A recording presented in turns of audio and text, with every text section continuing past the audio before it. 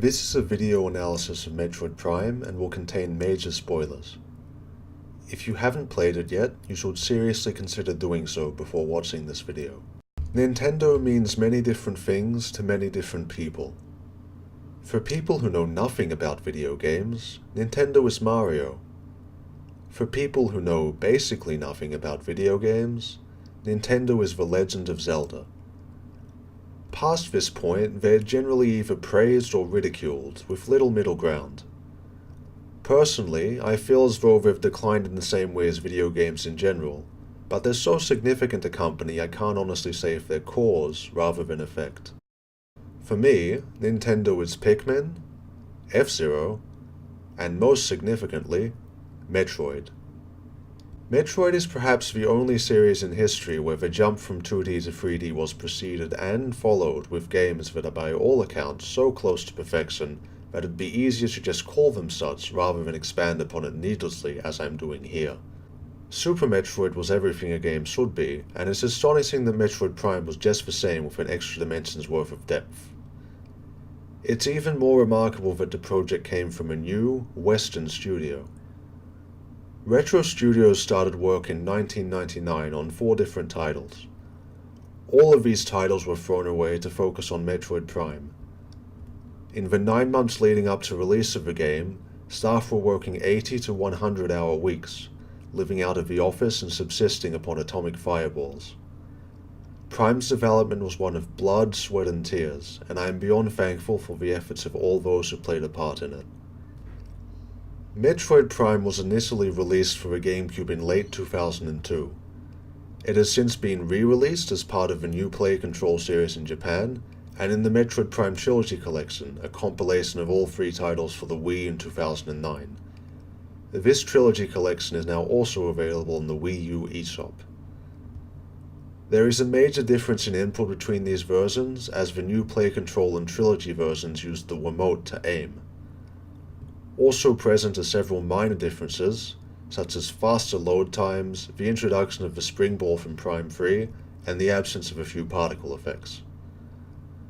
Overall, I consider the Trilogy version to be definitive for all purposes outside of speedrunning, and the review will be based upon this version. Before we start, I'd like to talk about bias for a second. Metroid Prime is a game I've loved since I first played it upon release.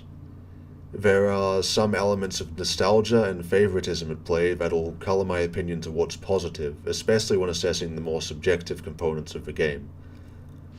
Regardless, I will endeavor to be as objective as possible with this review, although it's inevitable that I do get carried away about some things that others might just find mundane. While Metroid Prime may appear to be a first-person shooter, it is actually a first-person adventure game. To most, this will seem like an incredibly minor point, but it serves the basis of what makes Metroid Prime so great. It's an action-adventure game told from a first-person perspective. The game is built around a lock-on system, which completely removes the requirement for precision shooting and all the mandatory gameplay considerations that come with such a burden. In spite of this, aiming with the Wiimote is both accurate and responsive, so there's never any frustration involved with trying to hit your target. Movement in the game is remarkably fluid, especially once you have access to the space jump boots, and strafing around enemies while dodging their attacks feels just as natural as in any quality action game, an extraordinary feat for a first-person game. All the other core mechanics have an appreciable degree of fluidity to them too. Changing visors and beams is virtually instant, scanning allows for full freedom of movement and rarely disrupts gameplay, and entering Morph Ball marks a near seamless transition to third person and back once you're done with it.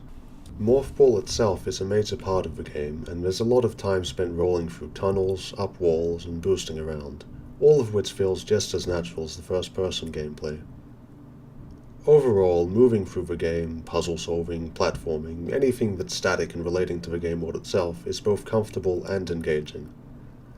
But how does Metroid Prime handle what many would consider the most important part of any game, its combat? Because Metroid is an action-adventure game, it doesn't have to suffer from the pitfalls that plague combat in most shooters, and the majority of enemy or boss encounters have a trick to them, be it the use of a specific beam, visor, or in the case of Metroids themselves, the nearest doorway. Boss encounters are exceptionally crafted and often build a complex engagement around the core gimmick.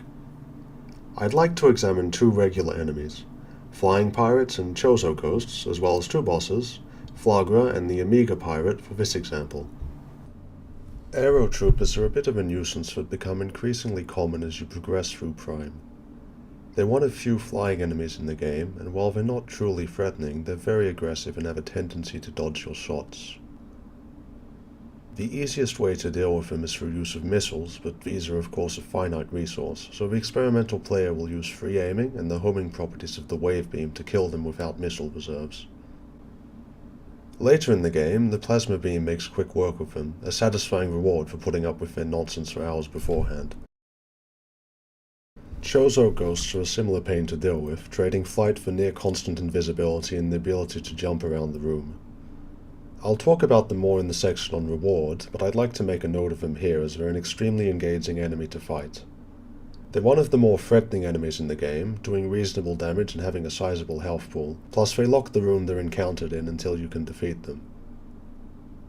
Up until you acquire the X-ray visor, you need to track where they're going by paying attention to the direction they leap before they turn invisible, and you can really only land decent hits on them when they're trying to do the same to you.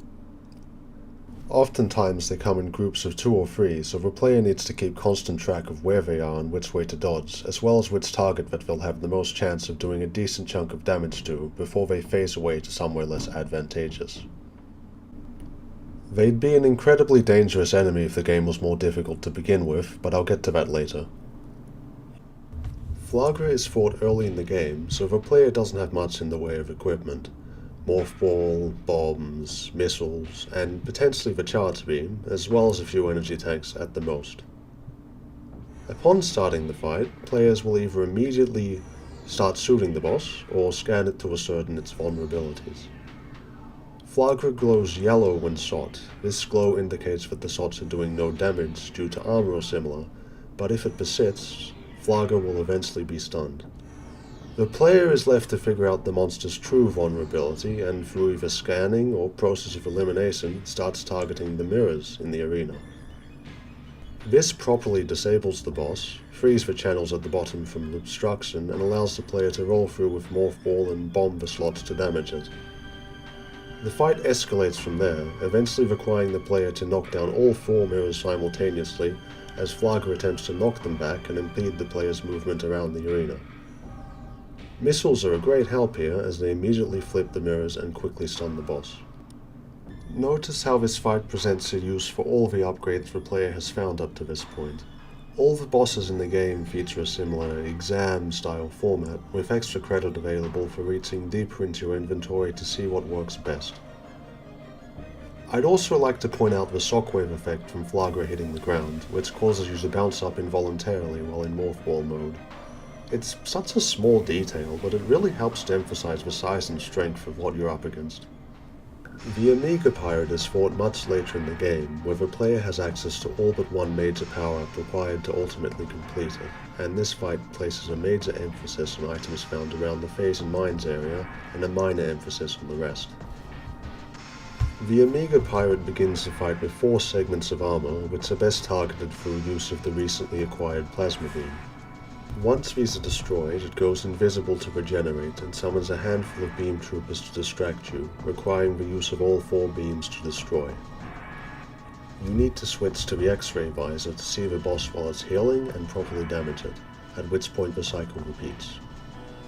It's important to notice that the beam troopers really are just a distraction. The Amiga Pirate will quickly destroy them through friendly fire, and if you focus on them while he's regenerating, it waits valuable seconds, prolonging the cycles required to defeat it. There's also a small trick to this fight, and it lies in clever use of power bombs. Placed correctly, a single power bomb will instantly destroy all 4 pieces of armor and wipe out any beam troopers in the area. It's a fight with a lot of little things going on, and aside from being a good fight in a purely mechanical sense, also serves as a very satisfying conclusion to the Phase and Mines area, with the Amiga Pirate being an amalgamation of many of the area's smaller challenges. While the bosses act as a sort of examination on all of the abilities you've acquired so far, even regular fodder enemies challenge you to try out your new power-ups whenever you come across them. so as to figure out a more effective method of defeating them. This sort of design makes the player mindful of their continuously evolving arsenal, encouraging experimentation and ultimately keeping them engaged with the game, which is something very few true shooters succeed at.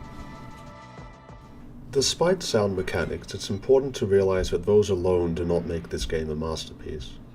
A game with the exact same mechanical framework could be anywhere between mediocre and great. Imitation on this front alone wouldn't guarantee success. But as for a game that was designed in a similar fashion, Metroid Prime falls into the broader classification of Metroidvania, a genre which focuses upon exploration both for and fueled by the acquisition of power-ups that slowly expand the accessible area of the game world.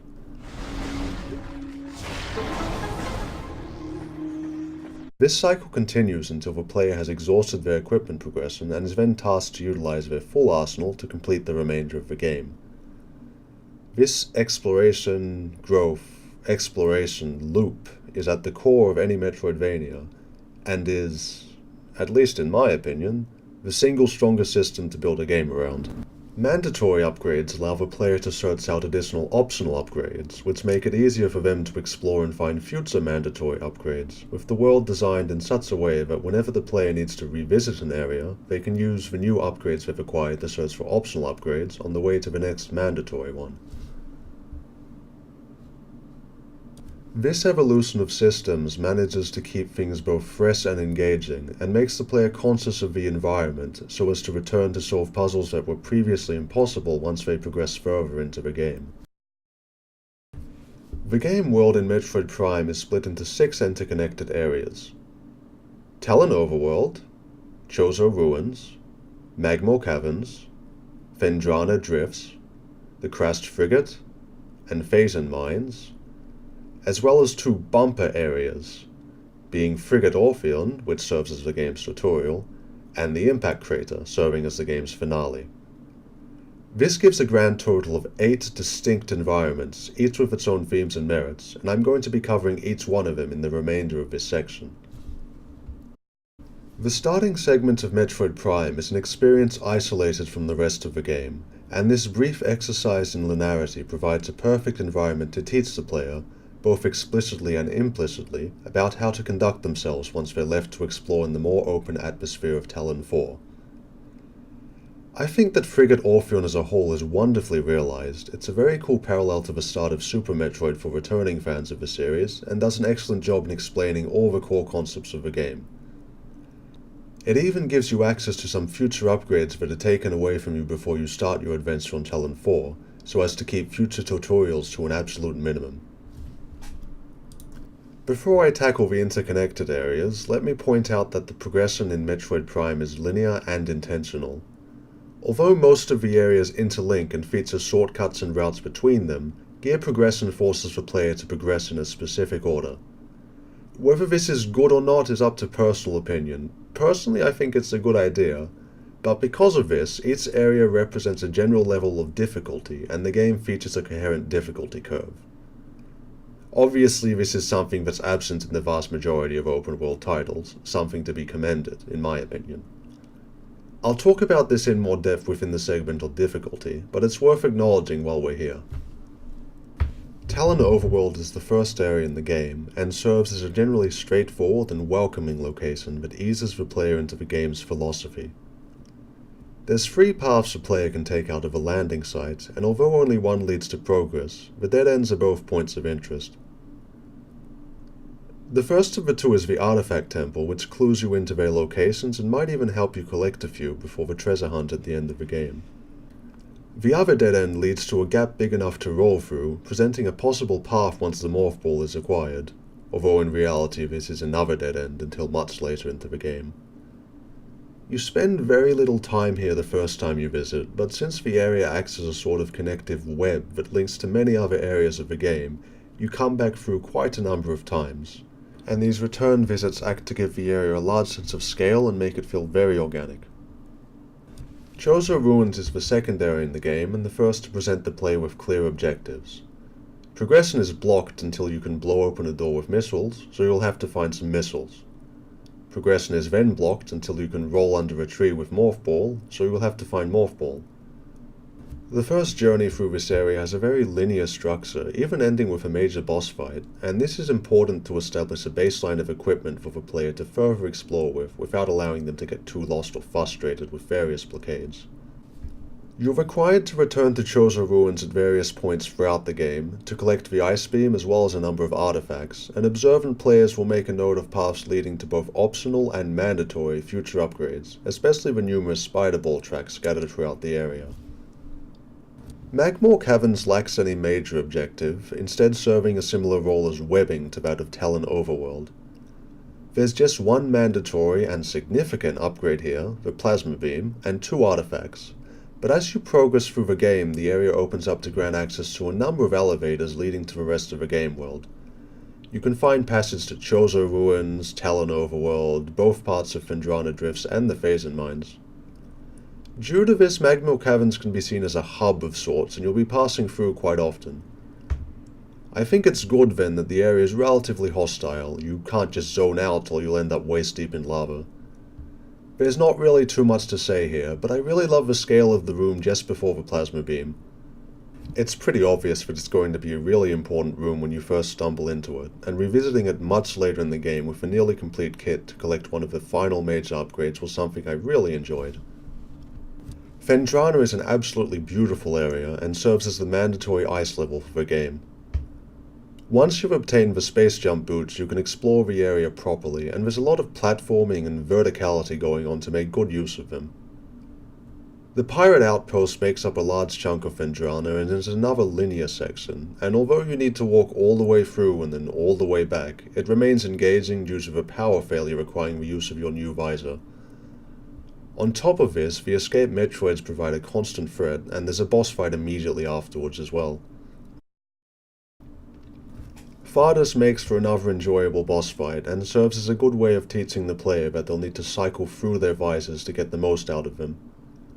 It's also very satisfying to slowly physically break him apart, and I really like the dust particle effect that kicks in halfway through the fight. After Thardus, there's more backtracking to get the Ice Beam, but you can take a shortcut through Magmoor Caverns, so it's not that bad. Once you've got the Ice Beam, the most obvious course of action is to try and tackle the crashed frigate, but once you're there, you're quickly left unable to progress. You find that you'll need the gravity suit, and the gravity suit is back in Phendrana. The northern area of Phendrana is a little bit of a chore, but it's subjectively well designed, mincing verticality around connective tunnels in a way that keeps things interesting if frustrating. Still, it's the sort of frustrating that you can easily overcome as a player once you get a feel for how everything is interconnected and how to take the platforming slowly. It's also of note that the bottom of the area is completely submerged, so you have a constant reminder of how sluggish you are without the gravity suit, and the freedom of movement once you obtain it comes as a great relief and a clear sign you can now progress into the frigate. The crashed frigate is just as linear as before, and now serves exclusively as a route between Talon Overworld and Phazon Mines. I don't exactly enjoy this area. Underwater levels have always been a bit of a pet peeve of mine, and there's just not enough to keep it engaging to play through.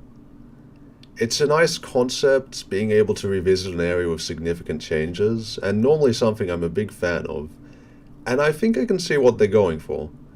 Without a drastic filter like sinking the whole thing, the area would just seem like a bore. You've already been there, you were just at a pirate base, and you're just gonna go into another pirate base. Plus, they needed a solid reason to keep the gravity suit in, as it was rather iconic in Super Metroid. From an artistic perspective, it's beautiful and immersive, and the ambience is wonderful, sure, but in terms of gameplay, there's nothing going on here. The core gimmick is just thermal visor, energize the socket puzzles, which are spread across obnoxiously large rooms, and it's just not really fun. Anyway, it's short enough to not be too big of a lull in gameplay, and with the next area being as hostile as it is, I'm conflicted enough to say that it remains a positive inclusion, and not something I'd change. Phazon Mines serves as the penultimate area of the game, and is one of 2 areas I consider to put combat at their forefront, the other one being the pirate outpost in Phendrana. It's a brutal gauntlet from the get-go, and the enemies here are actively on the offensive, rather than just being elaborate environmental hazards. This is the best place for this kind of gameplay, as the player has acquired numerous major upgrades and can always backtrack to find the optional ones if they find the area too challenging. The linear structure of phase and mines further enhances this emphasis, and the player is given a breather when they need to leave the area to obtain the X-ray visor as well as a plasma beam before returning to tackle the second half. The only issue I have with this area is that the beam troopers represent a huge missed opportunity. They're just not utilized in a pick and mix fashion often enough, and they usually just appear alongside more of their own color. Some players might also object to the multiple elite pirate fights, but I disagree on this. They spice up the backtracking a lot, and each fight with them goes a little bit quicker as you slowly learn how to handle them. On top of this, the fact that they stay dead gives you a bit of a sense of progression as you go back and forth throughout the area. The artifact hunt at the end of the game is a point of much contention, but I've always been a bit of a completionist, so I really enjoyed it. The clues all clicked for me, even as a child, and it gives you one last hour or so to enjoy the open world before the endgame kicks in. The impact crater is conflicting. It's just 5 rooms in length, only one of which has any real gameplay to it, and it's a completely new area, so it feels like it should be so much longer. The argument could be made that collecting the artifacts was the ultimate challenge in the game, and this is just to set the scene for the final boss, but I love the aesthetics here and wish there was a bit more to it. I've spent far too long on this section, but I hope I've made it clear that there's a huge diversity in level design, and there's been a tremendous amount of thought put into making each area feel unique, while trying at all times to keep them linked together and keeping the mandatory item collection order inoffensive. I could probably keep talking about the nuances forever, but there's more I need to cover, so I'll just leave you with a few things to think about. Notice how few dead ends there are in this game. Even the rooms leading to upgrades often sprawl out into new, often necessary paths to progress later in the game. Be conscious about your progression through the game. For the upgrades that do require revisiting previous areas, they're often preceded by new ways to get to those areas. If you're ambivalent about having to retread your steps exactly, you'll often find a completely new route back to where you're needed. And as for the artifact hunt, would there really be a more fitting final challenge for a game like this? It tasks you with moving back through the world as efficiently as possible, revisiting parts of areas that were previously inaccessible, and letting you chase up some final optional upgrades before the last few bosses. Difficulty is the only area I really see Metroid Prime failing in. In order to explain why I think this, we'll have to look at how the game handles the ultimate fail state, losing all of your energy.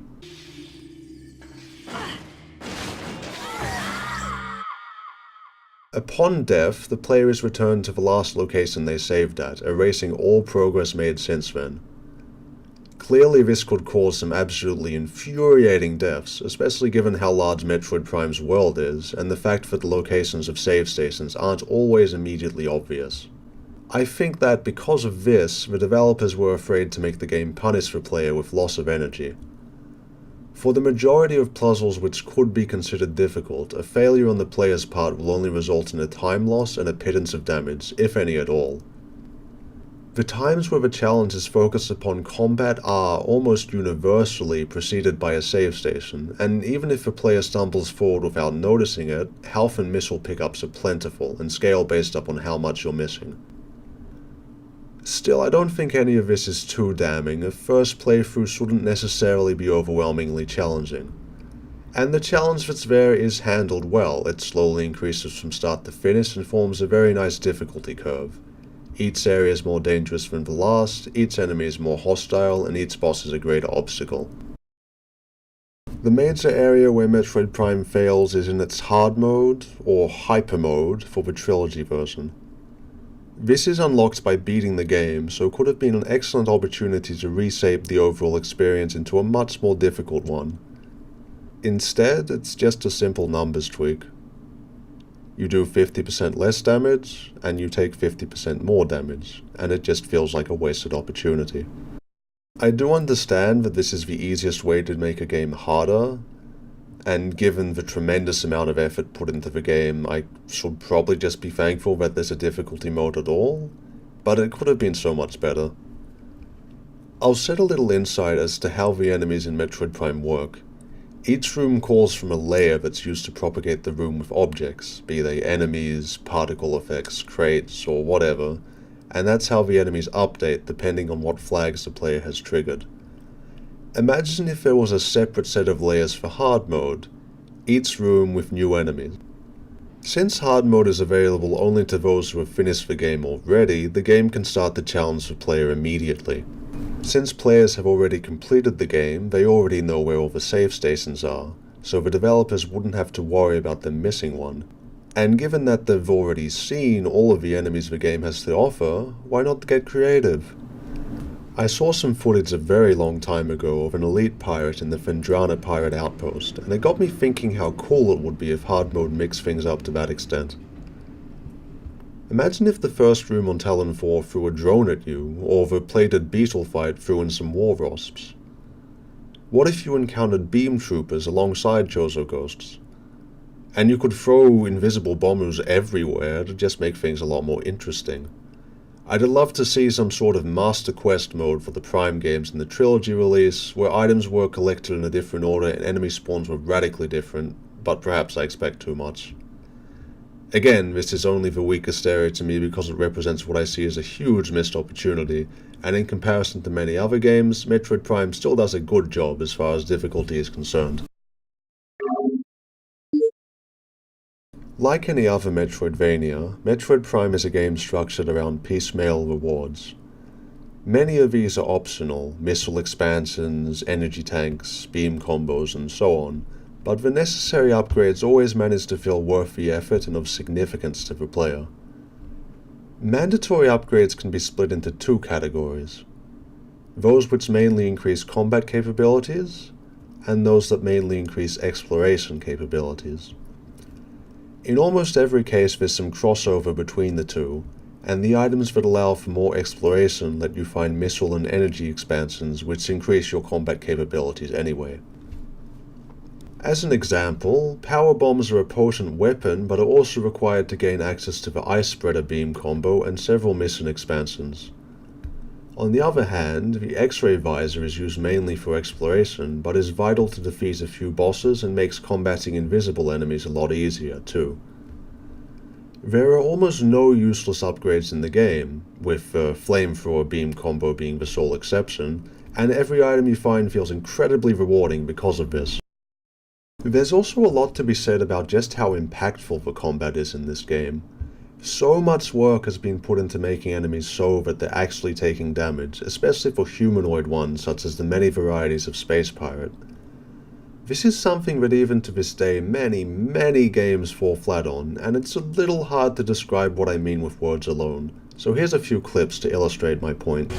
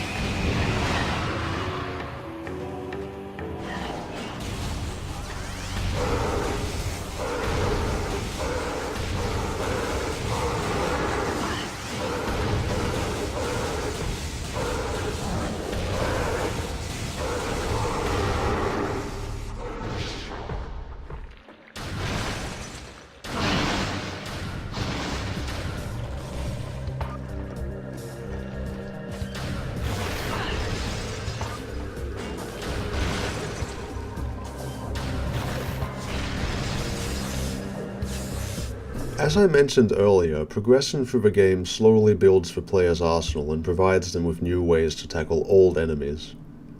This is also a very effective system of reward, and I'd like to take a moment to compare this style of progression with that featured in Dark Souls. Because, inevitably, every game must be compared to Dark Souls. In Dark Souls, an enemy that provides a real challenge to the player, let's use the crystal golems in Darkwood Garden. They can easily be surmounted later on purely due to the player having increased the value of their numbers. Whether this be by weapon upgrades, stat upgrades, or simply using a stronger beatstick, it's ultimately just a numerical damage, and though it still makes the player feel empowered and like they've come a long way, nothing really changes in the encounter. I mean, aside from the player doing more damage and perhaps taking less. As for how Metroid Prime handles it, I'm going to look at 3 different enemies. Baby Seagoths, and once again, Chozo Ghosts. Baby Seagoths are quite a nuisance for most of the game. They're relatively hardy foes and only vulnerable from behind. You gain a slightly better way of dealing with them by acquisition of the space jump boots, which makes it easier to strafe behind them, and then killing them becomes even easier upon acquisition of the wave beam, which stunlocks them to death quite effectively. Later in the game, you get access to the plasma beam, which just vaporizes them. The first time you encounter a Seagoth, it's fought as a boss and is only vulnerable while resting after breath attacks or from your morph ball bombs. It later appears across Vendrana as a regular enemy, but at this point you have power bombs. Making the connection they're vulnerable to regular bombs, the player should realize that they're more so vulnerable to power bombs, which will also immediately kill them. Chozo Ghosts are potentially the most frustrating enemy in the game, as they phase in and out of local space and are only vulnerable to non-elemental weaponry, in this case being the power beam and missiles. Once super missiles are obtained, a well-placed super missile will nearly one-shot a ghost, and later in the game when the X-ray visor is obtained, they can be tracked properly and are infinitely easier to combat. I could cover more examples from both games, but what I'm trying to get at is quite simple. The vast majority of enemies in Dark Souls are made easier due to numerical differences, while the vast majority of enemies in Metroid Prime are made easier due to an ever-expanding set of tools with which to fight them. This doesn't necessarily mean that Metroid Prime does a better job of giving the player a sense of progress. Indeed, I'd say that the best way to make a player feel rewarded is through their recognition that they're becoming more skilled at the game, which is something that Dark Souls does a much better job of. But there's something very satisfying about testing a different approach with your new toys and having it be brutally effective, rather than just killing an old foe in 2 swings of your mace at plus 10 compared to 5 at plus 2. Aside from the more transient rewards involved with gameplay progression, there's a few minor unlockables you can obtain from collecting up to 100% of the items and scans in the game. The majority of this is concept art, but if you collect all of the items in the game, then you can watch the secret ending, which acts as a sequel hook for Prime 2, which was great news for those who enjoyed Prime 1 enough to fully complete it. Since Metroid Prime is an entry into an already existing IP, it's difficult to examine it without drawing comparisons between previous titles in the series. Metroid initially took influence from the Mario and Zelda games, acting as a combination of many characteristics of the two. It featured side-scrolling with a single character, but in a non-linear fashion, with power-ups expanding playstyle options and a new focus set upon backtracking. Little of this has changed in Metroid Prime, aside from the shift to 3 dimensions. It's easy to see what makes the Metroid games so fantastic, the sense of isolation, focus on exploration, and continually evolving gameplay across an interconnected world. There are many entries in the series, but the more they stray from these 3 tenets, the weaker they are. The Prime trilogy as a whole is a good demonstration of this. Later games in the trilogy place more emphasis upon NPCs and an actual overarching plot. And though this isn't necessarily a bad thing, it makes for a muddled and generally weaker experience. Metroid Prime draws many parallels with Super Metroid and works as a perfect 3D adaptation of an already outstanding game. It also does 2 things that make it a superior title. It achieves an even greater sense of immersion through a first-person perspective, and allows the player to better engage with the world through use of the scan visor. All things considered, Prime delivered a unique experience, and a new 3D entry in a beloved franchise after an 8-year hiatus was a tremendous thing to be excited for at the time.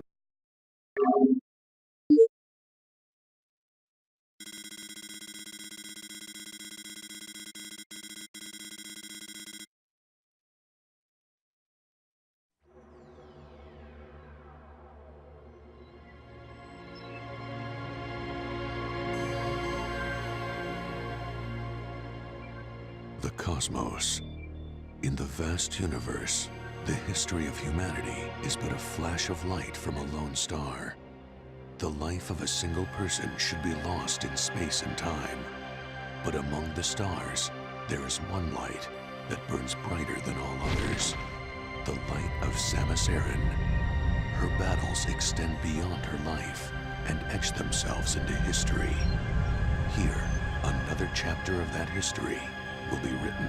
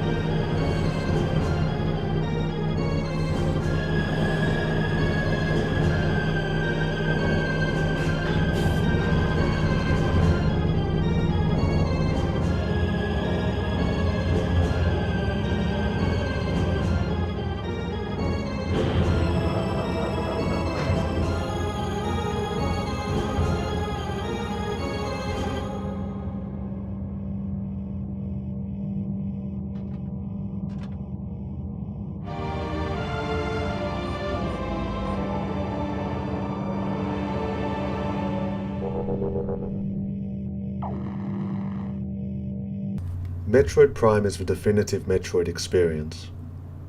From the moment you land on Frigate Orpheon, you are Samus Aran, and this immersion is kept uninterrupted from start to finish. You are alone in the world and left to explore at your own pace, slowly advancing and destroying foes while gaining strength, gradually uncovering the mysteries of the Chozo and the machinations of the space pirates until you can piece together what's happening. The scan visor is such a powerful tool to enable this world building and lets the player engage with the lore and environment to whatever degree they choose. It's truly astounding what the game manages to accomplish without using cutscenes or NPCs or anything that could disrupt this immersion. The pirate log entries manage to make what would otherwise just be cannon fodder seem like a living collective, going so far as the occasional mention of research projects that foreshadow future encounters. There's even internal disputes over their scientific methods, and notes on attempts to reverse engineer Samus's equipment, acting to reinforce the idea of Samus as an extremely powerful, almost legendary figure. There's also Chozo lore, scripture of an ancient society that leads to unveil the Great Poison, and acts as a beautiful contrast to the space pirates' obsession with Phasian. On top of this, there's the creature scans, which gives the player more insight into the alien biology of the inhabitants of Talon 4, helping the suspension of disbelief in regards to entities that would otherwise be completely absurd. The entire world of Metroid Prime is built around fully immersing the player, compounding with already exceptional core gameplay to deliver more than just a great game, but an incredible experience.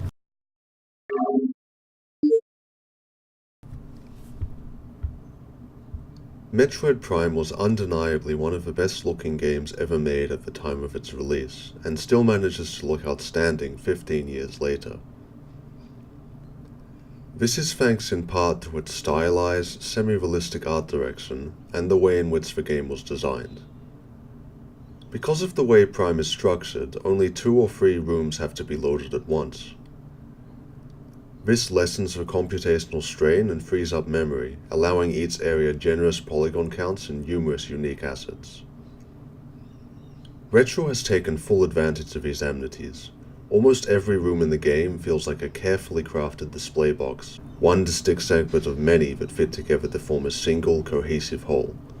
Each area has its own visual theme and is often interlaced with recurring pirate and Chozo architecture. There's also a huge degree of deviation from standard video game level archetypes. For example, the desert area of Chozo Ruins sprawls off into a swampy temple.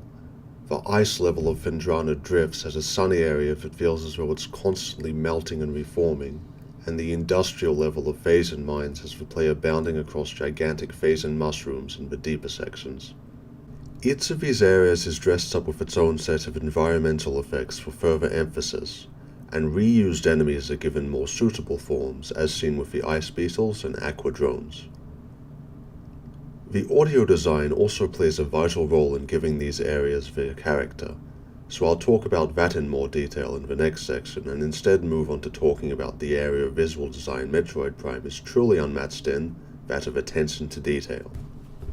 The first-person perspective adopted by Metroid Prime is, in my opinion, the single best realized attempt at rendering the player as the player character within a game, due almost entirely to the massive amount of work put into the HUD. The various effects alone are absolutely incredible. The patter of rain on your visor, the oozing of molten lava, the splatter of alien fluids, the steam, the fog, the static, having a Metroid latch to your face, it all looks incredible. That's without even mentioning how you can see Samus's face reflect in her visor from the light of an explosion or charge beam sword, or how a few enemies are able to overload your HUD entirely for a few moments, or the way the reticle contracts to focus on faraway targets, or the way Samus holds her arm cannon steady while aiming precisely and takes her hand over it to allow it to change configuration to a different beam type. The pinnacle of all this is something very few people notice, but something I noticed ages ago as a kid when I was playing Prime for the second or third time. The X-ray visor shows Samus's arm in her arm cannon. This is a neat effect by itself, but there's more to it than that. Each one of Samus's beams has a certain icon, almost like a hand gesture. As you swap beams, you'll notice that Samus makes the corresponding gesture. It's such a small thing, but it speaks so much for the amount of care and detail that's been put into the game. It shows that they tried their absolute best to leave nothing to break the sense of immersion such an expertly crafted first-person perspective can deliver. As an aside, there's a minor flaw with the trilogy version.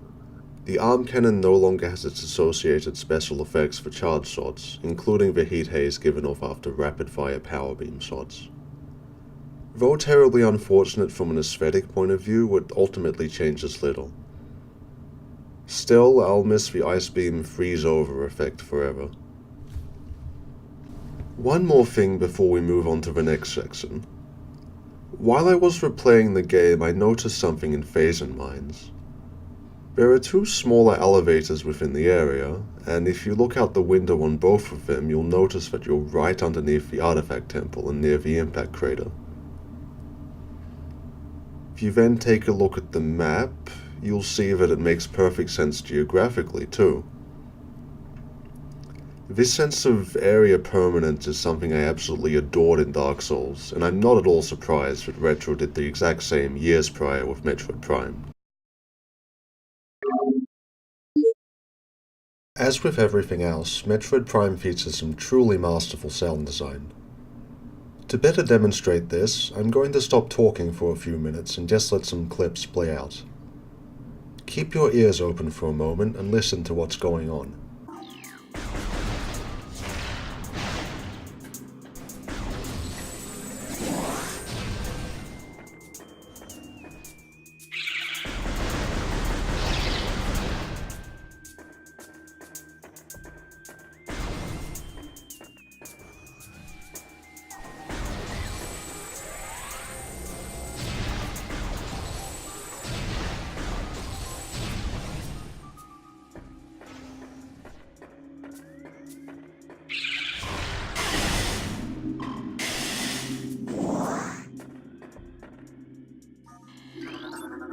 Recorded to logbook.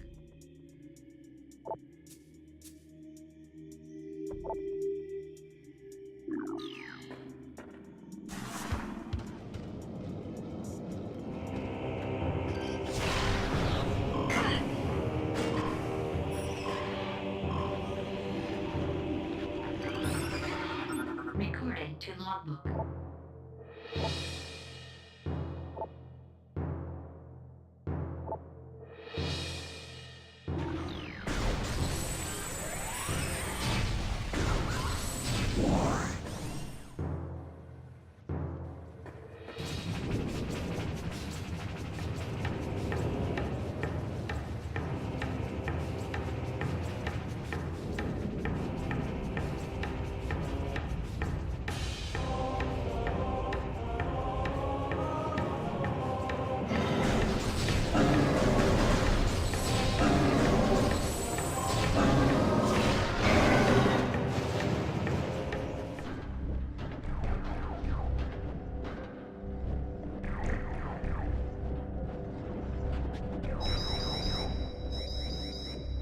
Defeat enemies to unlock doors.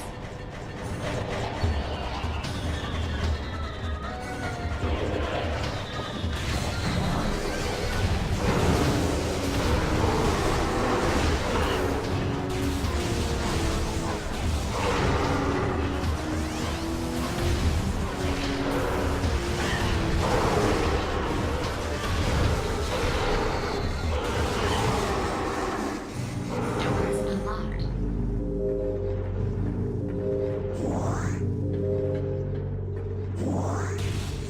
I really think it goes without saying how wonderful the audio in this game is, and it's a difficult component to approach in a truly objective fashion.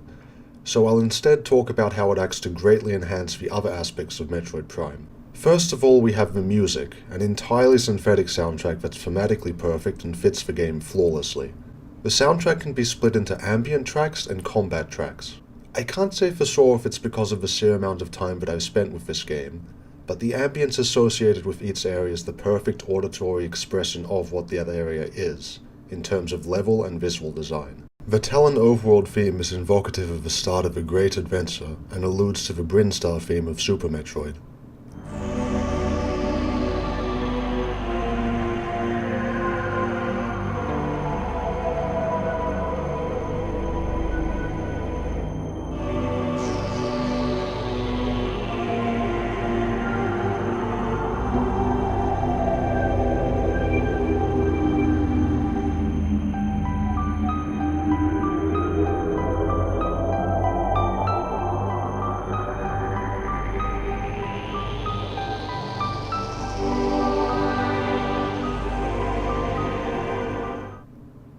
The Chozo Ruins theme invokes a sense of decay and mystery.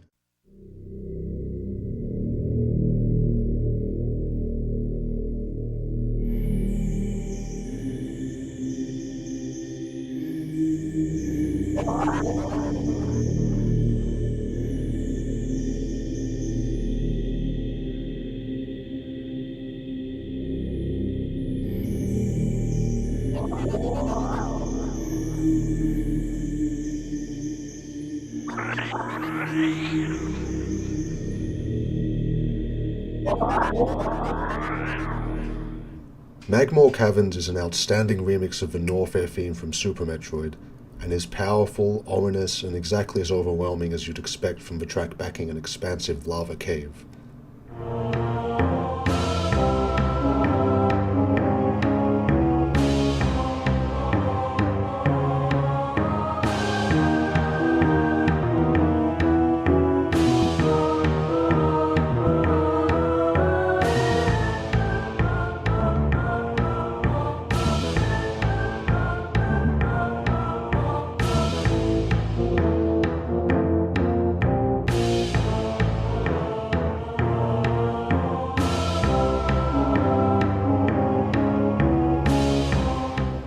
Phendrana is mystical and airy with a musical chill to it.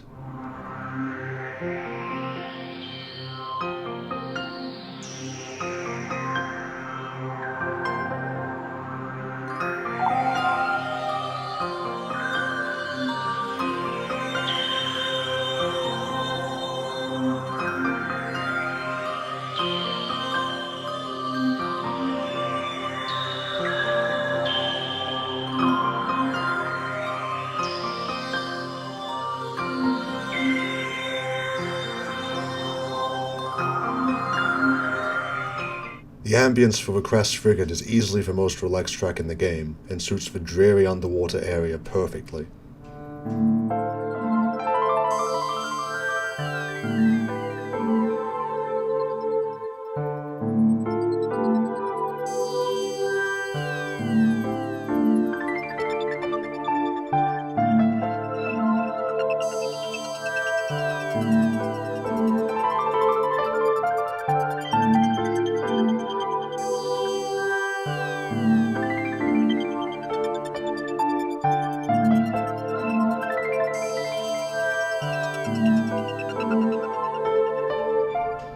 Phase in Minds is ominous and mechanical.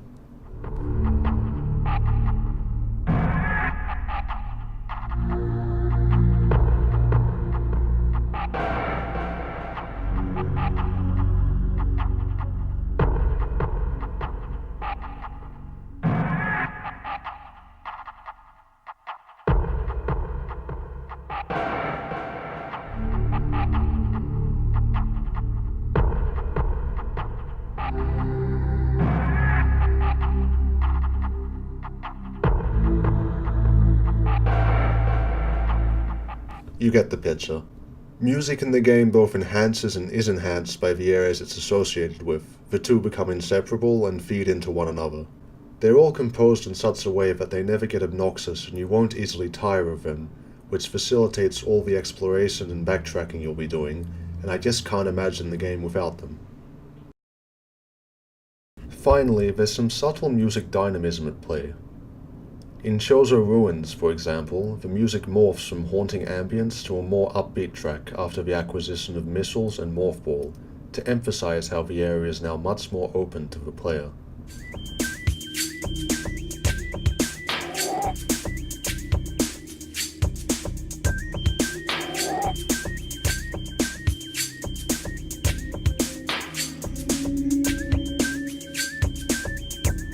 Also consider Talon Overworld, where the ambience changes to a much more foreboding track after the player visits the pirate base in Vendrana and discovers that the planet is far less hospitable than it seems.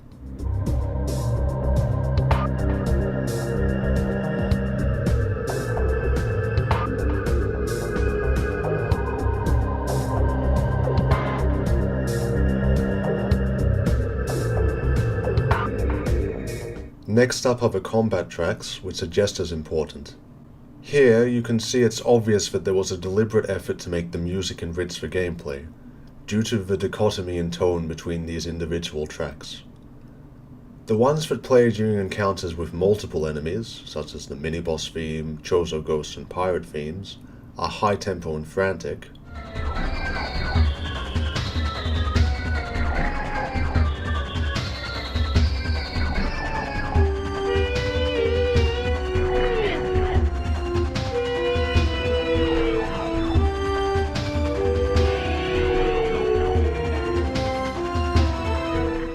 while the ones that play for the major boss fights are more sedated and oppressive.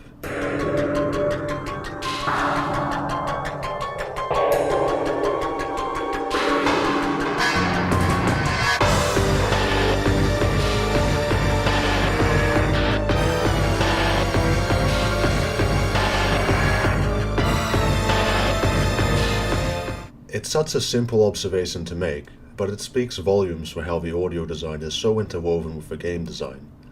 The high-tempo tracks encourage the player to shoot their way out of situations, while the steady, overbearing ones imply a need for critical thinking and a more measured approach.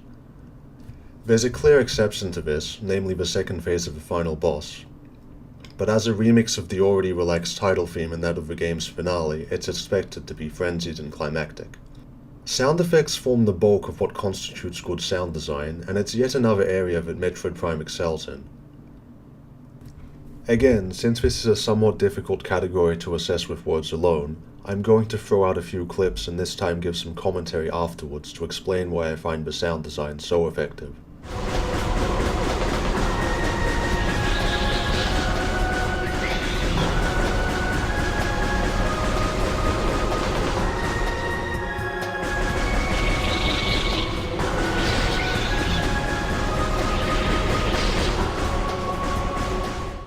What would otherwise be a frustrating fight is made enjoyable through audio cues. The player is surrounded by enemies on a platform in the middle of a room filled with acidic water. These enemies tend to attack from behind and remain in motion until they pause to attack you. However, they start chittering when they're about to attack, and screech upon charging you. This allows the player to turn to target them, or step aside to dodge. On top of this, the HUD will emit a warning chime if the player steps too close to the acid.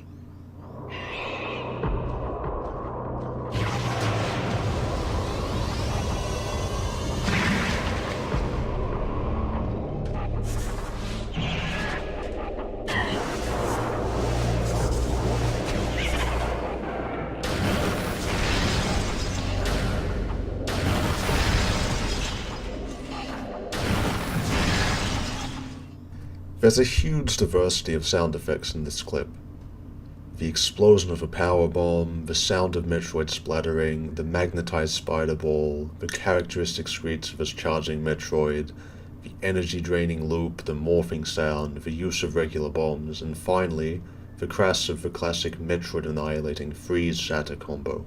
I just want to point out how distinct each of these effects is, and how generally good they sound, for lack of a better word.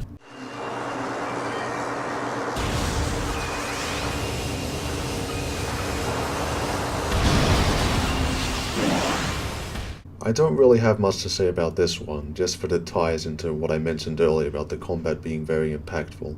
Lots of enemies, especially the inorganic ones, have satisfying deaths and death sound effects like this Bomu here.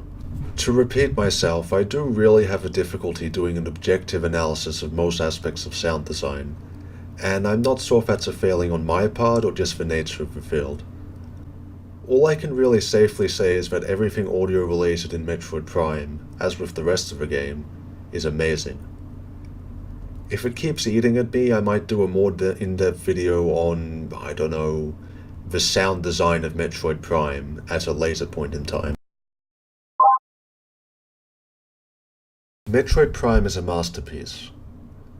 Metroid Prime is what video games should be, and it pains me to know that it's a game that only a minority of the people working in video game development have experienced. Most good games that don't feature a level-by-level structure share many key core ideas with Metroidvania titles. Exploration and interconnected world design, and isolation-driven immersion, and character progression, and all these things that make a game, rather than just some half-baked interactive experience that fails to engage the player's interest with hours of cutscenes and thousands of lines of dialogue to half the degree that games built around Metroidvania sensibilities do, simply by letting the player roam the world at their own pace. Still, as for Metroid Prime itself, very few games have mimicked its specific design choices. There's never been a scanning system quite as integral and rewarding, for example. There's no game that shares the same level of detail when it comes to HUD effects, nothing that changes the way you interact with the world to the degree that the Morph Ball does, and there's been very few attempts at 3D Metroidvanias outside of the Prime series. The closest example would be Dark Souls, but as I've already mentioned, this eschews the type of character progression that gives options in favor of just pumping up your damage numbers. I really think Metroid Prime is a game more developers have to play, as it's truly a great example of what future AAA titles could have expanded upon, rather than just stagnating in a world of cinematic experiences and set-piece tours. You should play Metroid Prime. If you're watching this already having done so, and I hope you are, then the sequels would also be worth looking into. I actually prefer Metroid Prime 2, and think that Dark Aether is the best realized Dark World ever developed.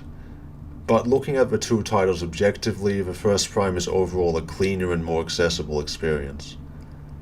Prime 3 is a bit of a mess, as it adopted a more linear, epic sort of approach, which splits the game world into 4, closer to 5, whatever you count phases really, planets, and greatly diminishes the sense of exploration, as well as incorporating mandatory, frustrating motion controls for the grapple so and having a much greater focus on non-player characters. It's by no means a bad game, but it just isn't on the same level as the other two, although it does provide a satisfying conclusion to the Prime saga, at least for now, with Prime 4 on the horizon. I'll definitely be doing a comparison piece on Prime 4 when it eventually releases, and I'm approaching the title with a sense of cautious optimism.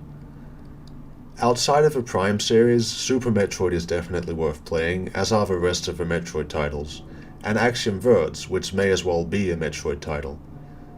The Sante games are also similar, as is Ori and the Blind Forest, although outside of the beautiful art direction and immensely satisfying bass ability, I don't think that game is worth any recognition. There's also the Castlevania games, which I admit to not having played. I'll have to do that eventually. This concludes my review/analysis of Metroid Prime. If you've made it this far, then thank you. I mean it, this is a lot to take in, and by no means the neat and tidy analysis most people would legitimately enjoy watching. Metroid Prime is the type of game you could seriously consider writing a several hundred-page thesis on. It's a work of art that far surpasses most other games, and it's incredibly difficult to pinpoint exactly why that is. And as a result, this analysis is by no means comprehensive. My primary objective here is to get people thinking critically about video games. That's why I'm not too concerned that this is a bit on the messy side. I just want to bombard people with my thoughts about the game and whether they agree or disagree, and I hope they only disagree after having played the game themselves. It doesn't really matter as long as it just gets them thinking. Hopefully you've enjoyed this video, and ideally it'll help you to start thinking about the design choices that make other games worth recognition.